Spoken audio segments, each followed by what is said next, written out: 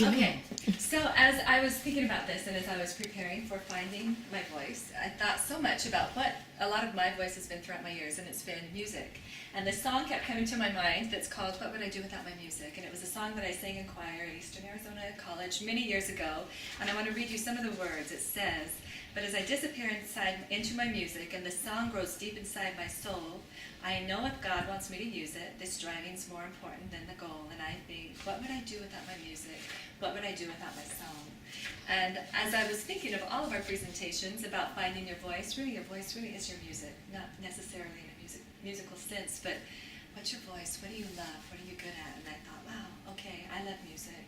I've always loved it. It's come easy to me, and so it's been a part of my life ever since I was a child. And it's been a way also that I've been able to serve. I think I've been able to bless lives, including my own, maybe through music.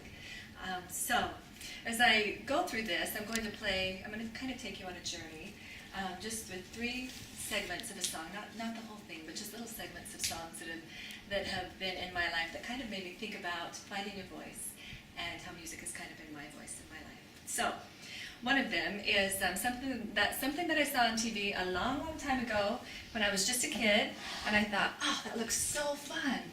And I thought, you know what, finding your voice really can be a lot of fun. So you just got to find out ways to make it fun.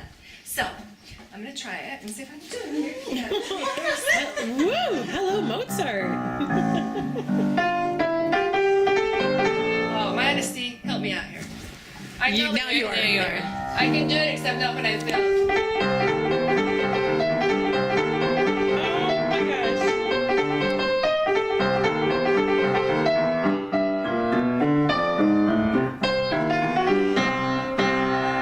So, that was one thing, but I thought, okay, when you find your voice, it needs to be fun. It needs to be something that you enjoy. And so it doesn't necessarily, I thought, you don't have to play your instrument the same way that everyone else plays it. You don't have to say your voice the same way that everyone else does it. You can just kind of think out of the box and do it your own way. So that was one. And then the next one, I thought, well, you know, it needs to be original. So it doesn't need to be original. Let me rephrase that. It is original. It's your voice. Nobody else can say it like you say it. Nobody else can play it like you play it.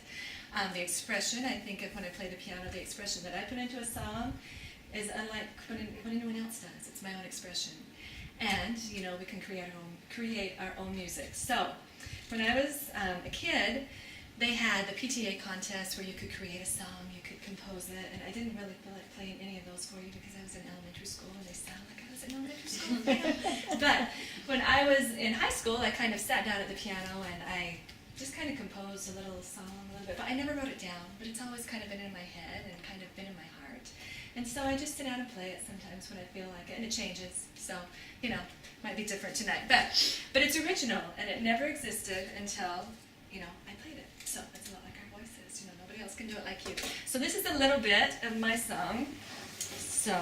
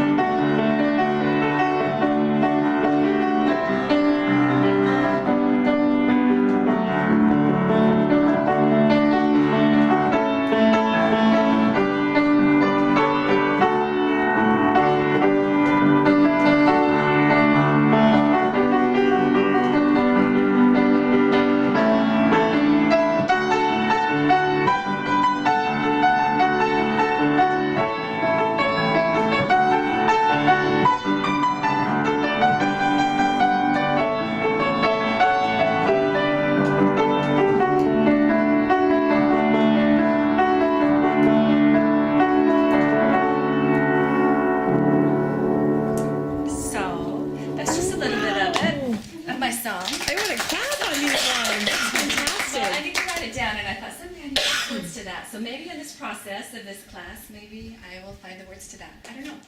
So, last of all, it's hard work, I think, sometimes to find your voice.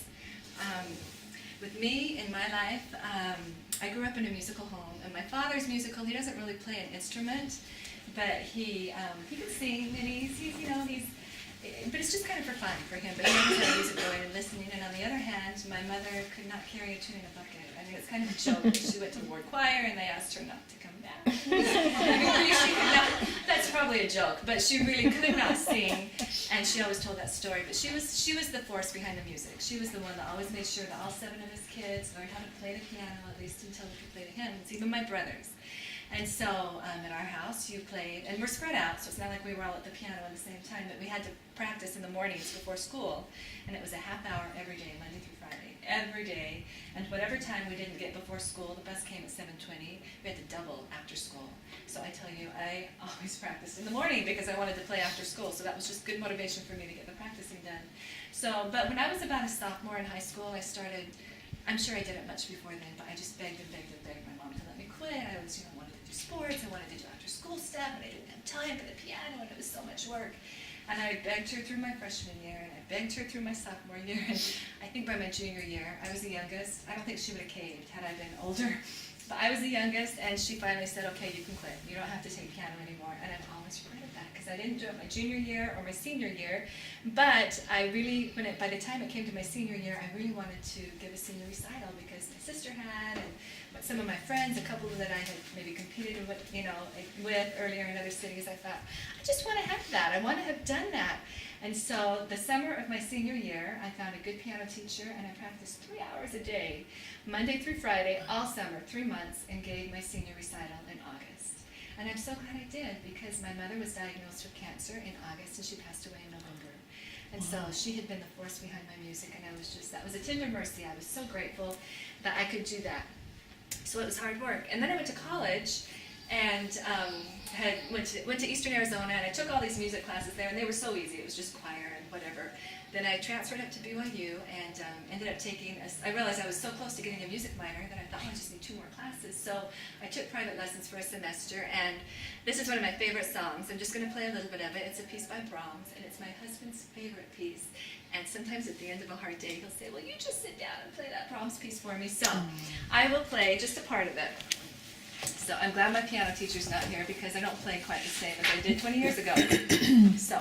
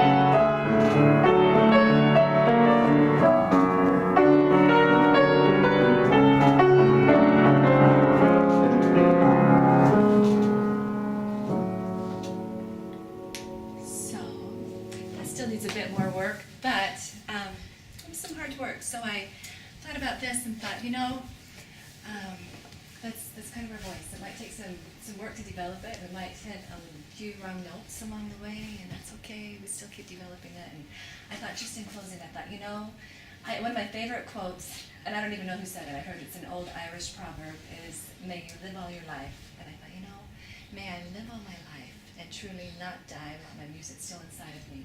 So I hope that's how it is for all of us. Maybe not die with our music still inside.